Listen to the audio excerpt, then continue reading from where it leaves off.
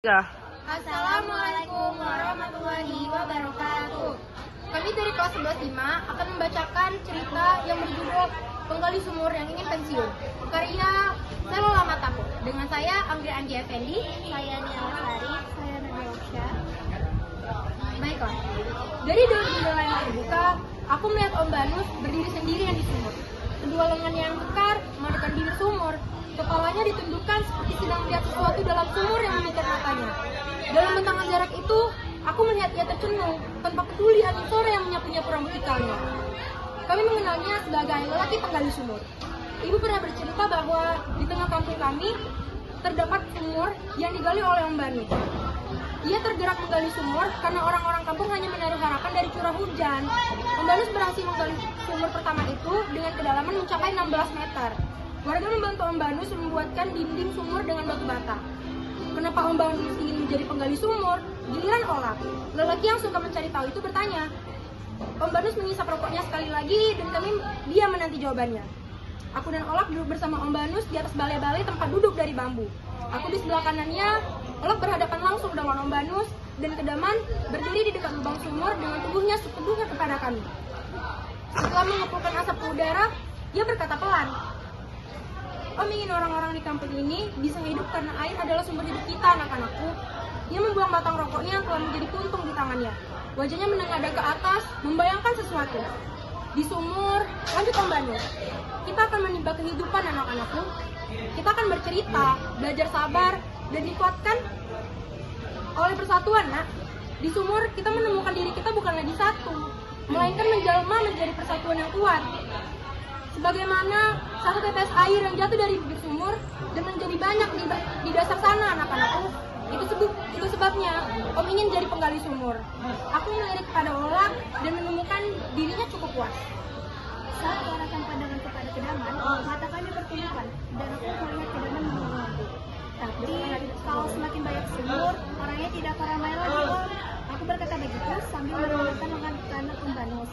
Ia melihatku lalu mengacak rancak rambutku dengan tangan kirinya.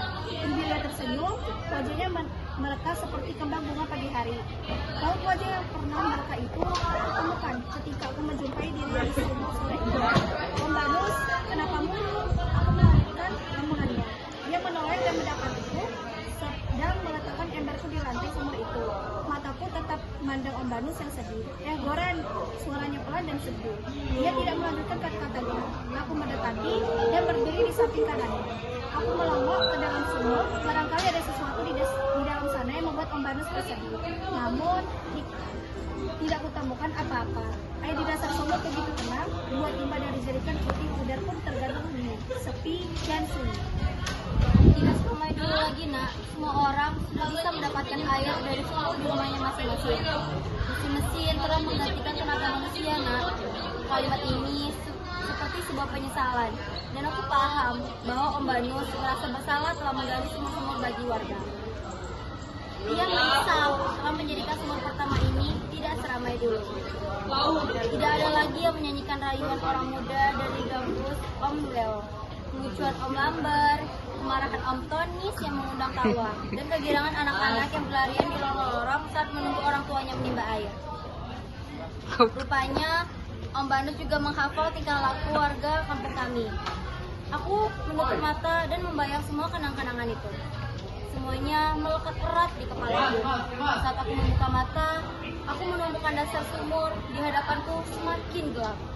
Sementara itu, Om Banus telah mengumpulkan kenangan.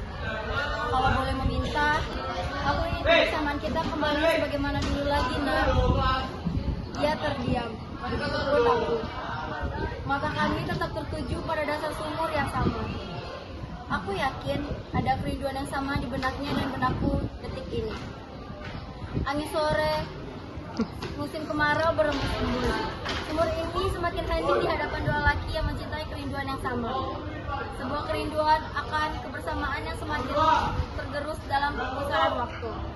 Dari dasar sumur, kenangan-kenangan ini menjelma bayangan-bayangan tiap orang yang pernah ada di sumur ini. Semuanya serasa berlarian di mukaku, tapi tiada kenyataan sesungguhnya. Ini, orang-orang telah menggunakan caranya mendapatkan air sebelum matahari benar-benar terbenam. Bunyi sunyi pompa air di beberapa rumah bersahut-sahutan. Samar-samar, telingaku menangkap ucapan Om Banus. Aku ingin pensiun. Sekian pembacaan cerita dari penggali sumur yang ingin pensiun dari kami. Kami tutup. Wassalamualaikum warahmatullahi wabarakatuh. Woi,